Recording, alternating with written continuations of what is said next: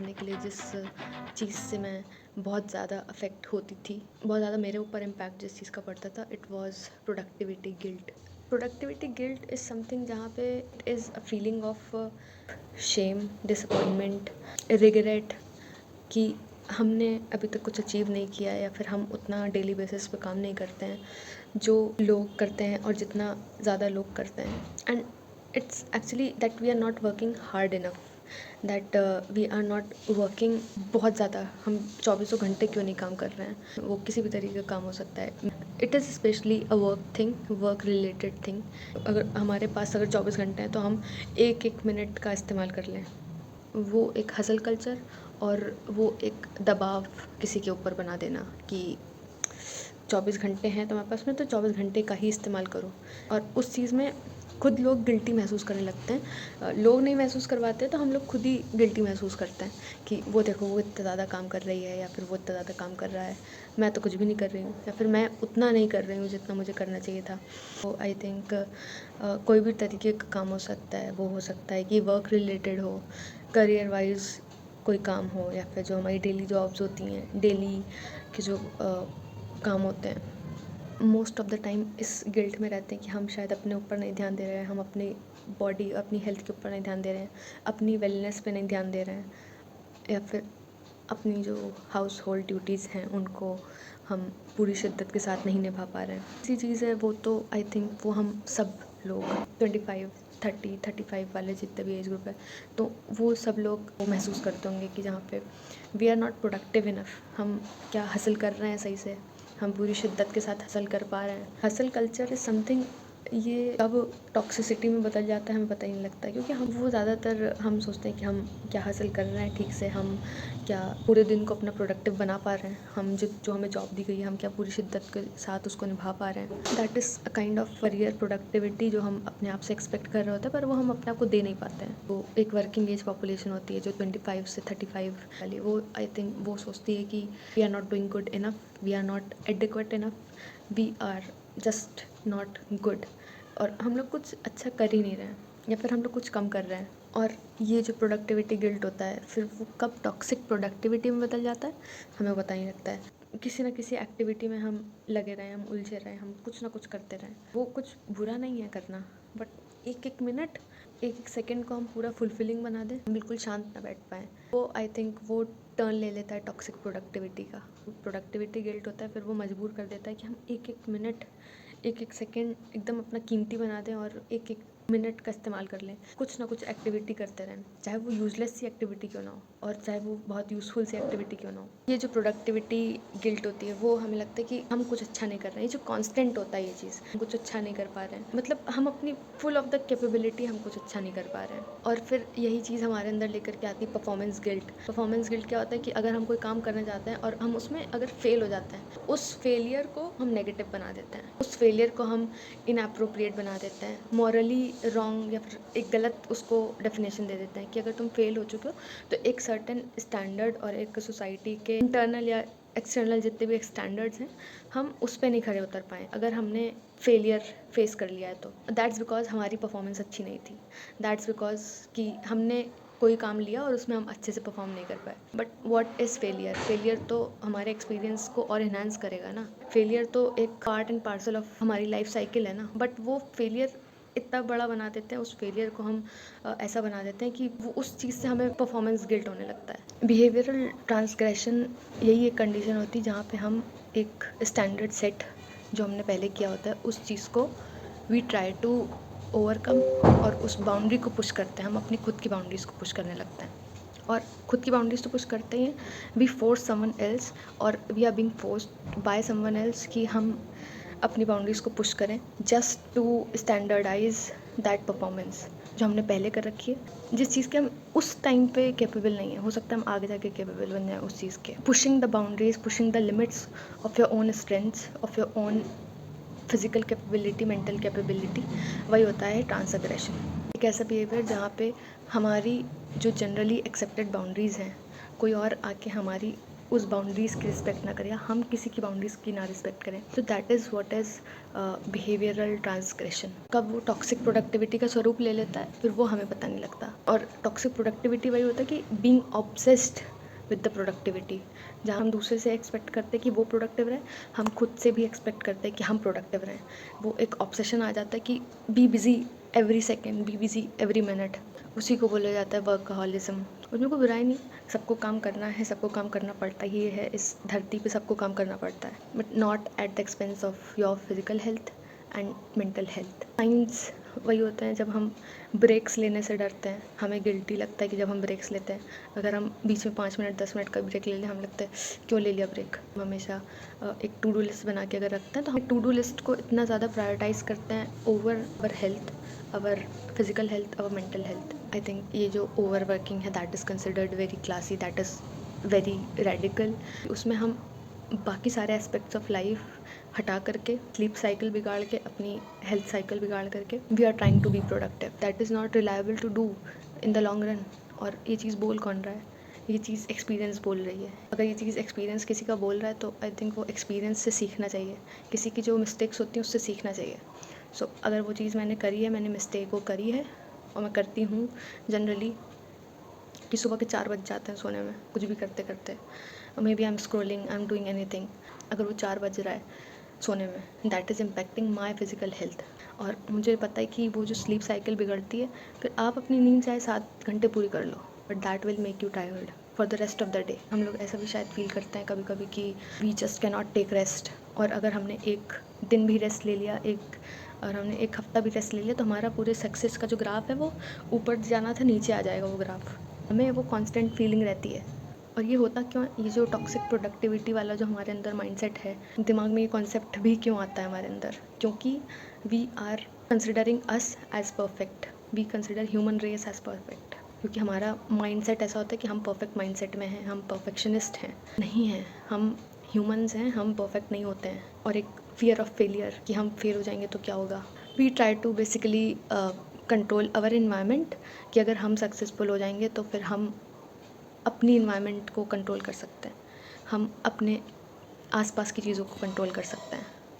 ये माइंडसेट हमें लेके जाता है, ये हमें विश्वास करने पे मजबूर कर देता है कि अगर हमें सक्सेसफुल होना है, so we have to be productive each and every day, each and every minute, each and every second.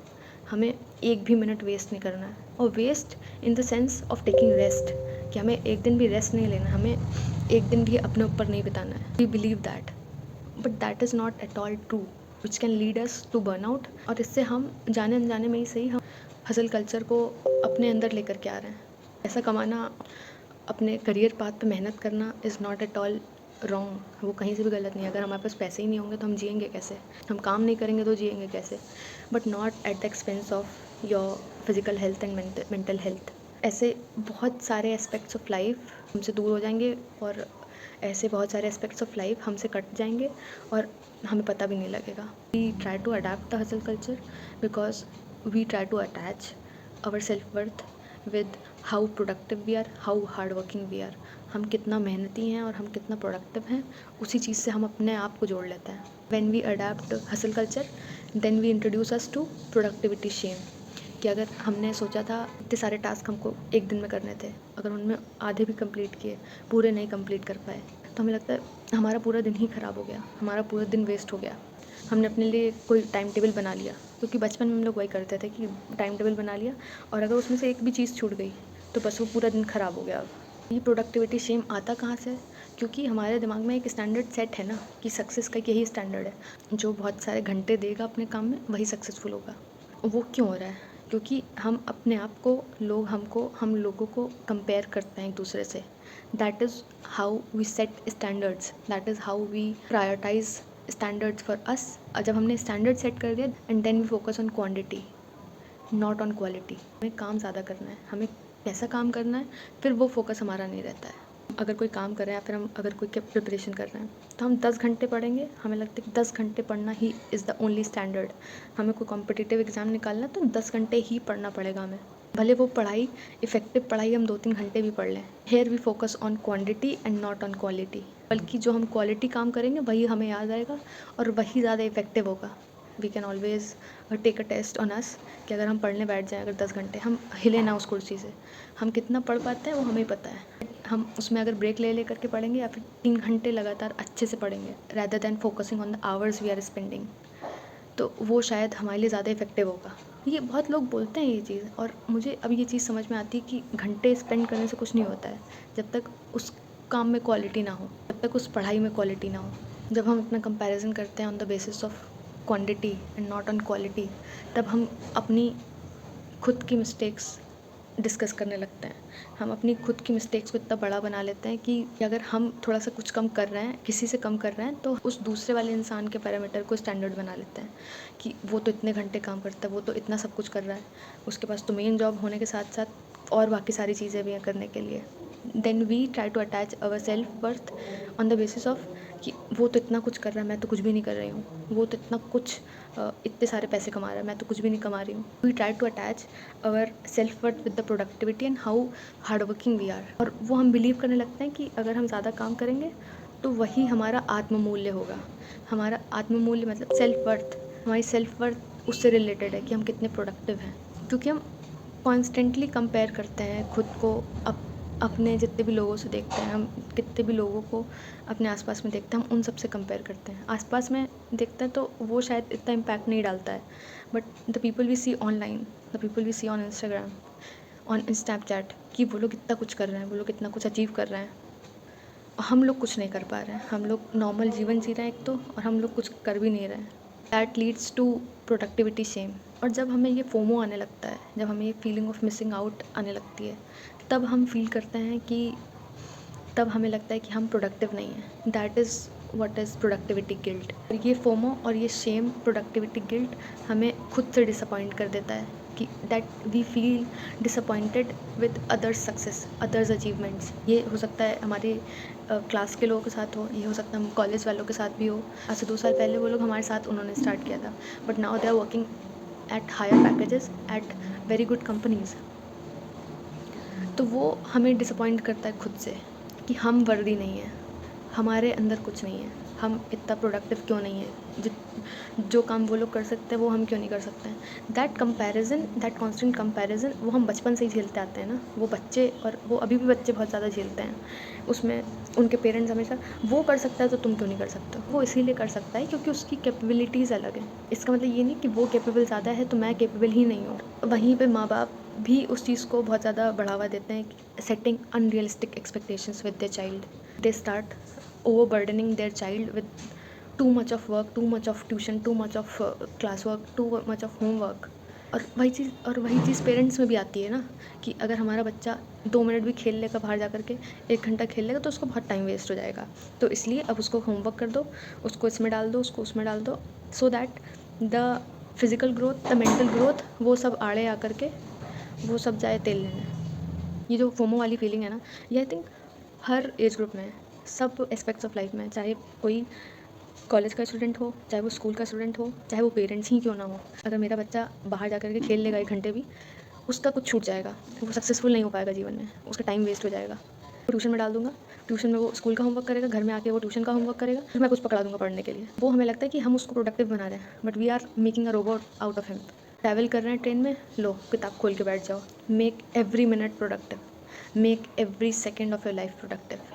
उस बच्चे को भी हम प्रोडक्टिव बनाने की दौड़ में लग जाते हैं, और वही चीज़ हम उसके अंदर भर देते हैं, उस बच्चे के अंदर भर देते हैं कि तुमको उससे ज़्यादा टॉप करना है, तुमको उस एक्स बच्चे से टॉप करना है, तुम्हें उस एक्स बच्चे से आगे जाना है, वो टॉप कर सकता है तो तुम क्यों नहीं कर सकते हो। वही यही फोमो वाली फीलिंग जो माँ बाप के अंदर होती, वही इनहेरिट हो जाती है उस बच्चे के अंदर, कि मैं उससे क्यों नहीं अच्छा कर पाया। वो फिर अपने आप को कंपेयर करने लगता है बाकी सारे बच्चों से, मेरे उससे अच्छे मार्क्स क्यों नहीं आ पाए। उसके अंदर आ जाती परफॉर्मेंस एंग्जाइटी, क्योंकि अब मेरे माँ बाप को मेरे से इतनी सारी एक्सपेक्टेशन है, मैं क्यों नहीं कर पा रहा हूँ, मैं क्यों नहीं वो सारी चीज़ें अचीव कर पा रहा हूँ जो बाकी सारे बच्चे कर रहे हैं। इंस्पिरेशन देना बच्चों को, और ताकि वो खुद से इंस्पायर हो सकें, वो अलग चीज़ है, बट वो परफॉर्मेंस एंग्जाइटी उनके अंदर आ जाना कि मैं क्यों नहीं कर पा रहा हूँ, दैट फीलिंग ऑफ फोमो, वो प्रोडक्टिविटी गिल्ट, वो productivity shame, that is not good for that child. वो रोबोट बनेगा फिर, और ऐसा रोबोट जो बहुत सारी परफॉर्मेंस एंग्जाइटी लेकर के, प्रोडक्टिविटी का गिल्ट लेकर के चल रहा होगा। वो ह्यूमन नहीं होगा, वो ह्यूमनॉइड होगा, जो इमोशंस लेकर के नहीं, जो कंपैशन लेकर के नहीं, जो बहुत सारा परफॉर्मेंस एंग्जाइटी, प्रोडक्टिविटी गिल्ट और पता नहीं कौन-कौन सी चीज़ें लेकर के अपने दिमाग में चल रहा होगा और कांस्टेंट फीलिंग ऑफ कंपैरिजन लेकर के अपने दिमाग में चल रहा होगा। वही चीज़ वो डालेगा अपने बच्चे में, तो वो जनरेशनल काम हो जाएगा फिर, जब तक उस ह्यूमनॉइड फ्रेमवर्क को कोई तोड़ेगा नहीं आके।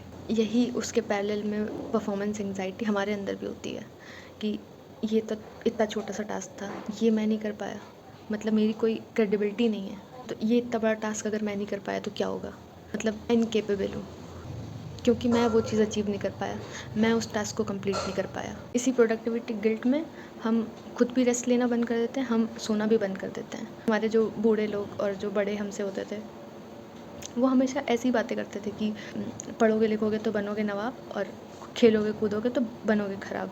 ऐसी चीज़ें हमें बताई जाती हैं। उस समय उस टाइम के पर्सपेक्टिव में वो हो सकता है कि ख़राब होती हो, बट मुझे लगता है कि तभी वो मेंटली ज़्यादा स्ट्रॉन्ग होते थे क्योंकि वो लोग खेलते थे। तभी वो लोग ज़्यादा पेशेंट होते थे और उनके अंदर ये जो मेंटल इलनेस होती थी वो कम होती थी तो इतनी इंटेंसिटी में शायद ना होती हो जितनी कि आज वो प्रेवेलेंट है, क्योंकि हमने उस कहावत को हमने अपना जीवन बना लिया है, क्योंकि हम पूरे टाइम बस पढ़े जा रहे हैं या फिर हम पूरे टाइम बस काम किए जा रहे हैं, ना ही हम खेल रहे हैं ना ही हम सो रहे हैं, क्योंकि हमें यही लगता है कि अगर हम थोड़ा सा भी रेस्ट कर लेंगे, हम थोड़ा सा भी जाकर कहीं खेल लेंगे तो वो हम गलत कर देंगे, वो हम अपना टाइम वेस्ट कर देंगे। That is called relaxation remorse, क्योंकि हम रेस्ट लेने में गिल्टी फील करते हैं, हम रेस्ट करने में गिल्टी फील करते हैं, हम सोने में गिल्टी फील करते हैं। और जो हमारा सोना होता है, जो हमारी स्लीप होती है, वो तो एक तरीके की बायोलॉजिकल नीड है ना, फंडामेंटल नीड है, क्योंकि that is a way to relax. और वही जो कल्चरली ऑब्सेस्ड लोग होते हैं वर्कहोलिज्म से, तो उसको वो लोग दरकिनार कर देते हैं और प्रायोरिटाइज़ करते हैं अपनी स्लीप को, तो उसको वो लोग शायद सही नज़र से ना देखते हो। Life is a name of balance, life का काम ही है बैलेंस में रहना। ऐसा भी नहीं है कि हमें पूरे दिन बेड में रहना है और ऐसा भी नहीं है कि हमें पूरे दिन काम ही करना है। अगर हम 1-2 दिन से ज़्यादा अगर हम बेड में पड़े हैं और we are not feeling good, तब तो वो कंसर्निंग बात है, और हम बिल्कुल रेस्ट ही नहीं ले रहे हैं तो वो भी कंसर्निंग बात है। Moving to the science of toxic productivity यही होता है जहाँ पे हम बस वो चीज़ें करना चाहते हैं जिनका एक क्लियर पर्पस हो, एक क्लियर रिजल्ट हो, कि हम अगर ये चीज़ काम कर रहे हैं तो हमें उसका रिजल्ट मिलना चाहिए। हम इतना रिजल्ट ओरिएंटेड हो जाते हैं कि बाकी सारी चीज़ें जिनका कोई क्लियर पर्पस नहीं, या फिर वो हमें लॉन्गर टर्म में या शॉर्ट टर्म में भी हमें वो एक रिज़ल्ट ना दें, हमें वो करने में भी कोई इंटरेस्ट नहीं होता है। भले वो कितना भी काम इंटरेस्टिंग हो, वो काम कितना भी अच्छा हो या यूज़फुल हो वो काम, हम वो करने में इंटरेस्टेड नहीं रहते हैं। ये जो बर्नआउट वाली फीलिंग है उसको हम पॉजिटिव फीलिंग की तरह लेने लगते हैं कि आज हमने बहुत सारी मेहनत कर ली है और हम थक चुके हैं, तो बस अब हम सॉर्टेड हैं, अब हमें सक्सेसफुल होने से कोई नहीं रोक सकता। और उसमें हम अपनी सेल्फ केयर को भूल जाते हैं, हम उसमें अपने हेल्दी रिलेशनशिप्स को भूल जाते हैं, उन बाकी सारी चीज़ों को दरकिनार कर देते हैं जिनसे कोई शॉर्ट टर्म में रिज़ल्ट ना मिले। और अगर हम ज़्यादा बर्नआउट रहेंगे तो फिर वो हमारे अंदर स्ट्रेस क्रिएट करेगा, हमारे अंदर एक डर क्रिएट करेगा, हमें अभी ये भी करना है, हमें वो भी करना है, हमने तो अभी तक कुछ अचीव नहीं किया है। मुझे लगता है कि सबके अपने अपने तरीके होते हैं इस प्रोडक्टिविटी गिल्ट को महसूस करने के, क्योंकि होता ये सबको है, ये हम लोगों को कभी ना कभी, या हम इंसान हैं तो हम लोग को ये होगा ही।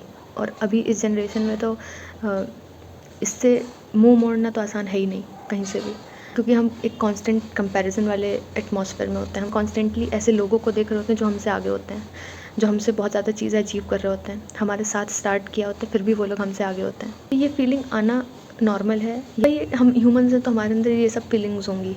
फीलिंग मेरे अंदर बहुत ज़्यादा थी, इसकी इंटेंसिटी बहुत ज़्यादा थी, क्योंकि होगी वो सबके अंदर, डिपेंड्स ऑन द इंटेंसिटी। किसी के अंदर हो सकता है बहुत ज़्यादा हो, किसी के अंदर हो सकता है बहुत कम होगी, पर सबके अंदर के अपने अपने तरीके हो सकते हैं ओवरकम करने के इसको। ना ही मैं डॉक्टर हूँ, ना ही मैं साइकोलॉजिस्ट हूँ, मेरे लिए कुछ चीज़ें काम कर गई, हो सकता है बहुत सारे लोगों के लिए कर जाएँ और हो सकता है कुछ लोगों के लिए ना भी करें, तो इसीलिए ये डिस्क्लेमर था। सारी चीज़ें हमारे कंट्रोल में, जो चीज़ें होती है वही हम हैंडल कर सकते हैं, और हमारे कंट्रोल में क्या है, हमारे कंट्रोल में हमारी फीलिंग्स हैं, हमारे कंट्रोल में हम हैं। सो फर्स्टली हमें ट्राई करना चाहिए कि हम अपने आसपास से डिस्ट्रैक्शंस हटा दें। जितना इनएक्सेसिबल बना लेंगे इस डिस्ट्रैक्शन को, उतना ज़्यादा बेहतर होगा हमारे लिए। अगर हम वही कांस्टेंट चीज़ें बार बार देखते रहेंगे, लोगों को, उन्हीं पर्टिकुलर लोगों को देखते रहेंगे, या बहुत सारे लोगों को हमने एक्सेसिबल बना लिया है और वही हमारी फीड में आता रहेगा बार बार, तो आई थिंक वो हमारे ऊपर इम्पैक्ट डालेगा।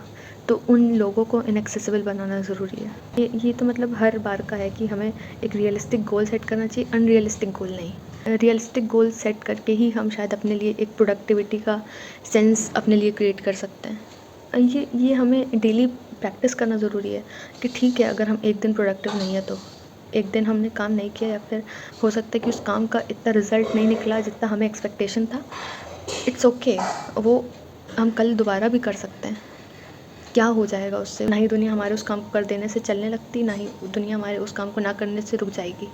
तो it's okay to feel unproductive, it's okay to be unproductive until और अनलेस वो हमारी टाइमलाइंस को, डेडलाइंस को हैम्पर ना कर दे। हमें जो काम दिया गया था उसको हम हैम्पर ना कर दें। ये नहीं कि कल हमें एक प्रोजेक्ट की डिलीवर करना है और उसके बाद फिर बस ठीक है, हम तो अनप्रोडक्टिव थे तो उसमें कुछ क्या ही हो गया, बट वो जो होगा उसके बाद में फिर वो कहीं से भी जस्टिफाइबल नहीं होगा। वही पॉइंट जो मैंने पहले बोला कि हमें अपनी फीड को कंट्रोल करना पड़ेगा, हमें अपनी इंस्टाग्राम की, हमें अपनी एल्गोरिथम को कंट्रोल करना आना चाहिए। क्योंकि हम अगर वैसे ही लोगों को देखेंगे तो हम कॉन्स्टेंटली कंपेयर करेंगे खुद को, और वो कंपैरिजन हमें स्ट्रेस में डालेगा। फिर हमारे को लगेगा कि हमारी कोई सेल्फ वर्थ नहीं है, हमारी कोई सेल्फ स्टीम नहीं है। क्योंकि हमारा मोस्ट ऑफ द टाइम इसी चीज़ में होता है कि हम कैसे लोगों को देख रहे हैं, हम कैसे लोगों को फॉलो करते हैं। क्योंकि ये शोबिज़ है ना, सब लोग आपको अपना बहुत ही बेस्ट साइड दिखाएंगे और फिर वो फीलिंग आना बहुत ही लाजमी है। ठीक है, इंस्पायर होना अलग चीज़ है, बट हम अपने आप को गिरा लें वो कहीं से भी सही नहीं है। और ये जो रिलैक्सेशन रिमॉर्स वाला एक पॉइंट था जहाँ पे हमें रेस्ट लेने से गिल्ट महसूस हो रहा था, वो रिलैक्सेशन रिमॉर्स निकालना हमारे अंदर से, और हमें ये एक्सेप्ट करना ज़रूरी है कि हम एक ह्यूमन हैं और हमें रेस्ट की ज़रूरत है। हमें अपने माइंड के लिए ब्रेक लेने की ज़रूरत है। क्योंकि अगर हम 4 घंटे तक किसी एक चीज़ में फ़ोकस करके रहेंगे तो वो फ़ोकस 4 घंटे एक जगह पे नहीं रहेगा।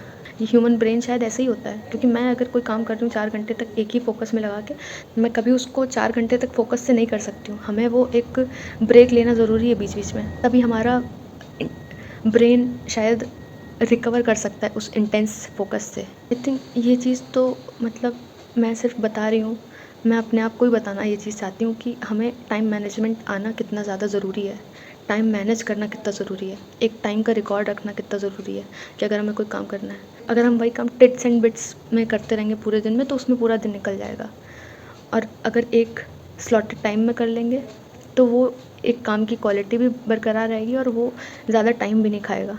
ये चीज़ मुझे सीखने में बहुत टाइम लगता है और मैं अभी भी नहीं सीख पाई उस चीज़ को। मैं 6 बजे भी उठ रही हूँ तो मैं 3-4 घंटे स्क्रॉलिंग में निकाल दे रही हूँ। तो अभी जो एक पॉइंट डिस्कस किया प्रोडक्टिविटी शेम वाला, जहाँ पे हमें लगता है कि अगर हम ये काम नहीं कर पाए तो हमें गिल्ट होने लग जाता है। तो अगर हम अपने लिए सेट एक expectation, realistic to do list बना के रखेंगे तो शायद हमें वो कम ही महसूस हो, वो गिल्ट कम महसूस होगा। वो प्रोडक्टिविटी गिल्ट होता क्यों है? क्योंकि हमने 50 काम ऐसे अपने लिए सेट कर लिए हैं जो हम शायद नहीं कर पाएंगे। हम कॉन्स्टेंटली एक डेडलाइन बना के रख ली हमने कि आज से 1-1.5 महीने पहले मैंने ये चीज़ सोची थी कि मैं रोज़ उठ करके एक्सरसाइज करूँगी, नहीं कर पाई, तो वो क्या है? और वही है कि मैंने 3 महीने की डेडलाइन तो सेट कर ली अपने लिए। जिस हिसाब से मेरी स्लीप साइकिल है, जिस हिसाब से मेरी ओवर ईटिंग का डिसऑर्डर है, वो डेडलाइन मिस होगी। और बहुत सारे लोग जैसे बोलते हैं हम लोग काम से छुट्टी नहीं लेते हैं, हमारे लिए तो सारे दिन एक जैसे हैं, हम लोग रोज़ काम करते हैं। रोज़ काम करना अच्छी बात है, बट जब हम सही नहीं महसूस कर रहे हैं, रोज़ काम करिए, आप दिन में 24 घंटे काम करिए, but not at the expense of your mental health. और हम लोग ये सोचते हैं कि एलॉन मस्क तो इतने घंटे काम करता है, रोज़ इतने काम करते हैं, क्योंकि उनकी वायरिंग ऐसी है, उनके पास रिसोर्सेज ऐसे हैं। और हम लोग, सबसे पहली बात, हम लोग एलॉन मस्क नहीं है। हम लोग अपना कंपैरिजन सीधे बड़ी एंटिटी से कर देते हैं। वो लोग कितना काम करते हैं, हम लोग क्यों नहीं कर पाते हैं? हमारी एज में बहुत फ़र्क है, उनकी एज में बहुत फ़र्क है, उनकी सराउंडिंग्स में बहुत फ़र्क है, उनके रिसोर्सेज में बहुत फ़र्क है, हमारे रिसोर्सेज में बहुत फ़र्क है। और उनकी पीछे की जर्नी वो हमने नहीं देखी है। हमें वीकेंड्स पे छुट्टी इसीलिए दी जाती है, उसे इसीलिए वीकेंड बोला जाता है, क्योंकि हम जितना भी फोकस था उस चीज़ से हम दोबारा से नेक्स्ट वीक के लिए प्रिपेयर कर सकें, दोबारा से बाउंस बैक कर सकें, इसीलिए छुट्टी होती है। स्क्रॉलिंग की आदत पता नहीं कितनी ज़्यादा ख़राब है कि एक कांस्टेंट कुछ चाहिए, कुछ ना कुछ तो चाहिए, खाली बैठ ही नहीं सकते हैं। और ये खाली बैठ नहीं सकते, ये सिर्फ मेरे अंदर नहीं है, ये बहुत सारे लोगों के अंदर है। आई थिंक ये मदर्स के अंदर भी बहुत होता है कि कितनी भी तबीयत ख़राब हो जाए, बुखार चढ़ा हो, कितनी भी कुछ भी हो जाए, बट दैट फीलिंग ऑफ अनप्रोडक्टिवनेस वो शायद मदर्स के अंदर बहुत होती है कि मैं अपने बच्चे के लिए मैं खाना बना दूँ, कि मैं सबके लिए खाना बना दूँ, मैं सबके लिए बर्तन धो दूँ, मैं सबके लिए सारी सफाई कर दूँ। जो मदर्स होती हैं वो खाली बैठ ही नहीं सकती हैं, वो कभी खाली लेट के आराम कर ही नहीं सकती हैं अनटिल और अनलेस बहुत ज़्यादा तबीयत ख़राब ना हो जाए। अगर उस तबीयत ख़राब में वो अपने बच्चे के ऊपर ध्यान नहीं दे पा रही हैं, उनके लिए वो सबसे बड़ा प्रोडक्टिविटी गिल्ट है। हमें गिल्टी महसूस होती है जब हम रेस्ट करते हैं, तो हमें ये चीज़ समझने की ज़रूरत है, rest is a precondition to creativity and rest is truly necessary for being productive. A good night is a precondition to a good day. अगर हम अपने टाइम को मीटिंग ब्लॉक्स में डिवाइड कर देते हैं, इस मीटिंग को इस टाइम में स्केड्यूल करना है, तो हम अपना रिलैक्सेशन टाइम भी तो स्केड्यूल कर सकते हैं। वो रिलैक्सेशन टाइम का ब्लॉक डिसाइड करना है।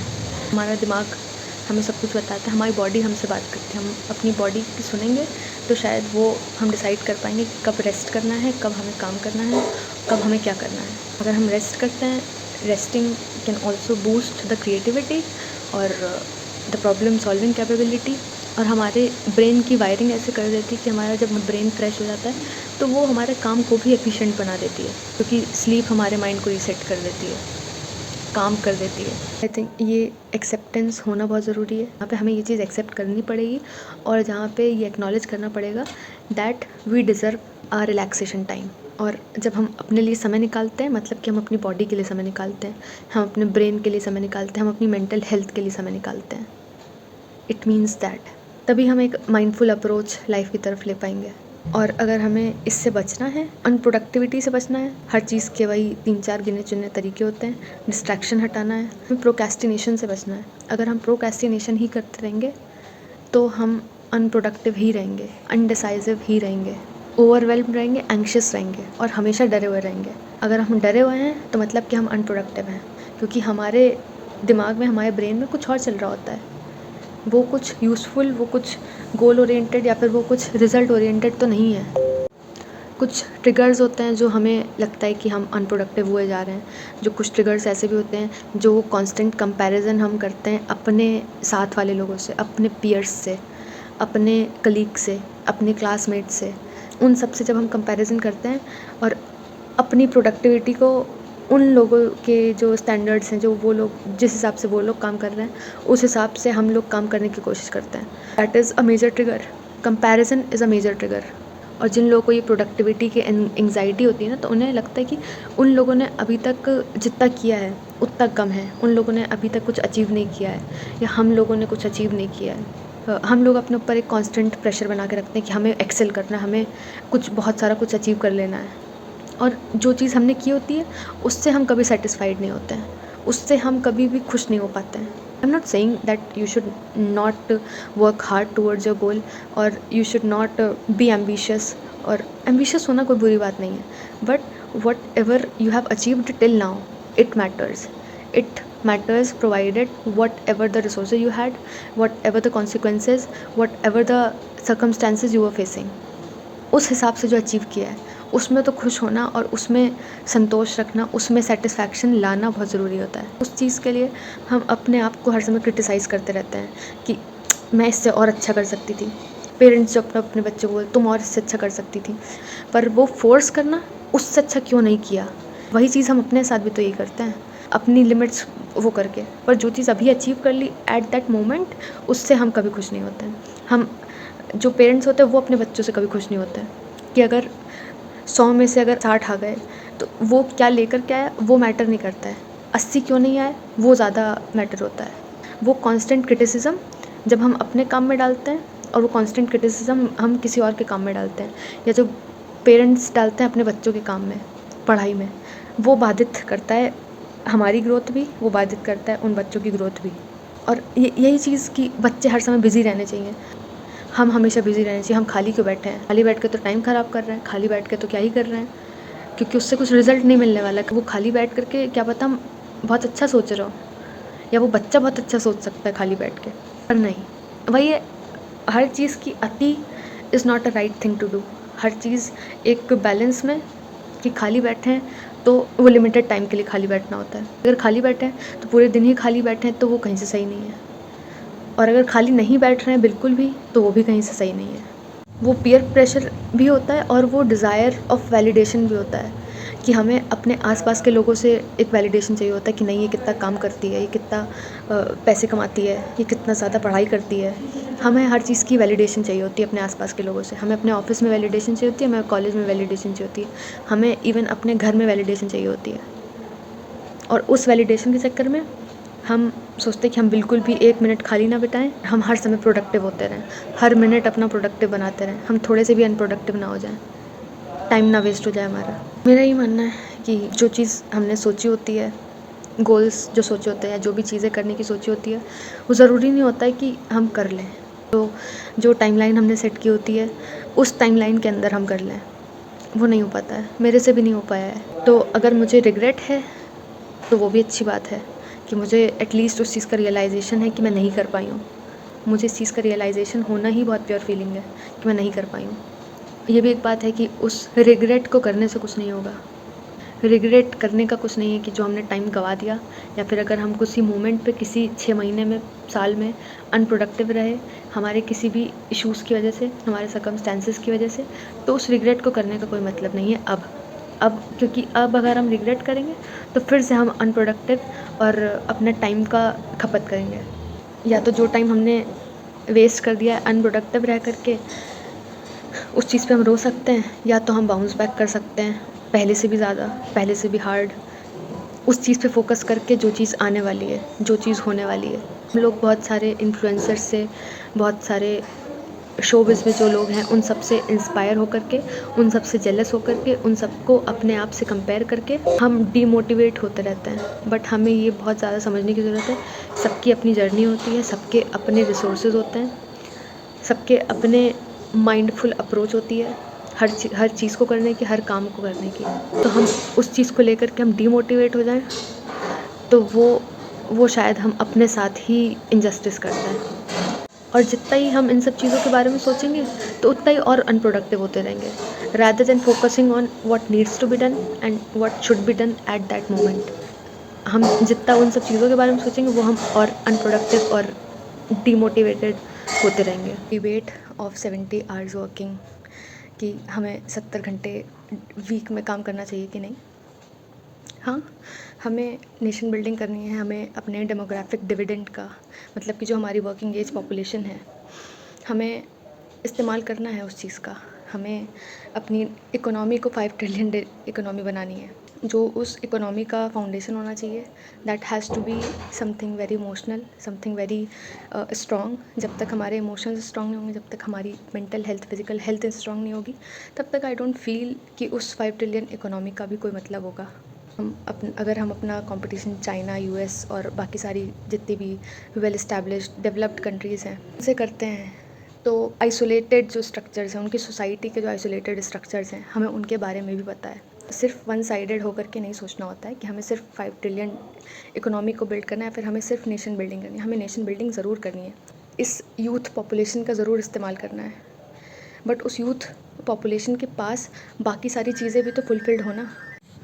और अगर वो यूथ पॉपुलेशन मेंटली स्टेबल नहीं होगी, अगर इमोशनली स्टेबल नहीं होगी, और इमोशनली स्टेबल कैसे होगी? जब तक वो अपने ऊपर काम नहीं करेगी, जब तक वो अपने आसपास के लोगों के साथ काम नहीं करेगी, तो तब तक वो नेशन बिल्डिंग में भी हेल्प नहीं कर पाएगी। हर पर्सपेक्टिव में वो नेशन बिल्डिंग होनी चाहिए। हम पूरी यूथ के इनपुट्स हो सकते हैं ना 5 ट्रिलियन इकोनॉमी में, और वो कैसे भी इनपुट हों।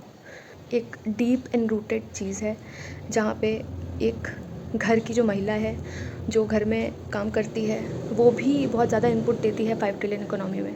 घर की जो मेड्स आती हैं वो भी तो एक तरीके से उस 5 ट्रिलियन इकोनॉमी में इनपुट देती हैं, क्योंकि उस घर के 2 अर्निंग मेंबर्स हैं, हस्बैंड वाइफ हैं, क्योंकि वो लोग उस कंपनी के लिए काम करते हैं जो उस 5 ट्रिलियन इकोनॉमी में अपना इनपुट देते हैं। मेरे हिसाब से ये चीज़ है, और it is mostly the personal choice. कुछ लोग चिल करना चाहते हैं, कुछ लोग मज़े करना चाहते हैं, कुछ लोग बहुत ज़्यादा काम करना चाहते हैं। I think we should respect सबकी पर्सनल चॉइस, सबकी पर्सनल कैपेबिलिटीज़। कुछ कुछ लोग एक काम को करने में 3 घंटे लगाते हैं, कुछ लोग वही काम 1 घंटे में कर देते हैं। So I think that should be respected and the focus should be more on the quality and not on the quantity. मुझे जो चीज़ पर्सनली लगती है कि स्किल अप करना बहुत ज़रूरी है हम सबको, हम जो तभी यूथ है उसको, जो लोग यूथ नहीं भी हैं उन सबको भी। आई थिंक अगर हम स्किल अप हो भी जाएँ, अगर हम एक कोशिश कर भी लें स्किल अप होने की, तो हम सिर्फ सर्विसेज देने के लिए स्किल अप होंगे, हम मैन्युफैक्चरिंग के लिए स्किल अप नहीं होंगे। आई थिंक बिल्कुल ये चीज़ बिल्कुल ही अलग डायरेक्शन में चली जाएगी अगर हमने इस बारे में बात करी। But it is more about a personal choice. कुछ लोग नेशन बिल्डिंग में इमोशनली इन्वेस्ट करना चाहेंगे। 2 तरीके की स्किल्स होती हैं ना, कुछ लोग सॉफ्ट स्किल्स से मतलब इमोशनली इन्वेस्ट करना चाहेंगे नेशन बिल्डिंग में, और कुछ लोग अपनी हार्ड स्किल्स से इन्वेस्ट करना चाहेंगे नेशन बिल्डिंग में। So I think these both people should be respected, और हम दोनों को, हमें शायद दोनों की ही कदर करनी चाहिए। हम लोग बहुत अलग हैं बाकी दुनिया के लोगों से। आई थिंक नेशन बिल्डिंग एक तरीके से नहीं होगी कि जहाँ पे सिर्फ हम मैन्युफैक्चरिंग करे जा रहे हैं और हम सिर्फ अपनी स्किल्स बढ़ाए जा रहे हैं और सिर्फ हार्ड स्किल्स बढ़ा रहे हैं। इमोशंस नहीं है, कंपैशन नहीं है, और बाकी कोई भी चीज़ नहीं है। दोनों ही चीज़ों में हमें बैलेंस करके रखना चाहिए कि ठीक है, कुछ लोग चाहते हैं that they want to work 70 hours, they should do. कुछ लोग नहीं चाहते हैं तो उन्हें कोई फोर्स भी नहीं करना चाहिए। अपने अपने एंड से अपने अपने इनपुट्स जैसे जो देना चाहता है उसको वो चीज़ करनी चाहिए। और LFPR अभी भी कितना कम है, जो लेबर फोर्स पार्टिसिपेशन रेट है वो अभी भी कितना कम है, जो फीमेल LFPR है वो तो उससे भी कम है। इस चीज़ को अप्लाई करने के चक्कर में पता लगा कि हम करने कुछ और गए थे और हो कुछ और गया, तो वो शायद सही नहीं होगा, क्योंकि जो मैरिड वुमेन का जो LFPR होता है वो वैसे ही कम होता है। लेडीज़ ही मैनेज करती हैं घर को ज़्यादातर। तो अगर अभी इस चीज़ को अप्लाई करने बैठेंगे, सोचने बैठेंगे, तो अगर जो महिलाएं काम करने जा रही थी ऑफिस, अभी 9 घंटे के लिए जा रही थी 5 दिन के लिए, और फिर अभी जाना कितना पड़ेगा, 14 घंटे, तो फिर तो उनके घर वाले भी भेजने से कतराएंगे और वो खुद भी जाने से कतराएंगी, तो फिर और LFPR कम हो जाएगा फीमेल्स का। वो हर किसी का फिर कम हो जाएगा, ज़रूरी नहीं है कि फ़ीमेल्स का ही हो जाए, पर फीमेल्स का बहुत कम हो जाएगा। वो लेडीज़ फिर कैसे ही मैनेज करेंगी वो सब चीज़ें, कि वो लोग ऑफिस भी हैंडल करें और फिर आकर के घर का काम भी हैंडल करें, जो लेडीज़ विदाउट एनी हेल्प काम करती हैं घर में। तो वो एकदम शॉर्ट विजन में ऐसे ही one policy one rule for all नहीं हो सकता है। हमें चाइना और जापान की इकोनॉमी से इंस्पिरेशन लेनी है, सोसाइटी से inspiration I don't think so कि लेनी चाहिए, कि बाद में अगर सब लोग कपल्स बिज़ी हो गए हैं काम में तो फिर लोग बच्चे ही पैदा करने से डर रहे हैं कि अब उनको पालेगा कौन। कि 9 घंटे इज़ अ गुड नंबर जहाँ पे हम काम कर सकते हैं और जहाँ पे बाकी चीज़ें भी कर सकते हैं। 9 घंटे से ज़्यादा भी काम होता है बहुत सारी जगह, तो टाइमिंग 9 से 5 की होती, 9 से 6 की होती, बट उससे ज़्यादा ही काम होता है।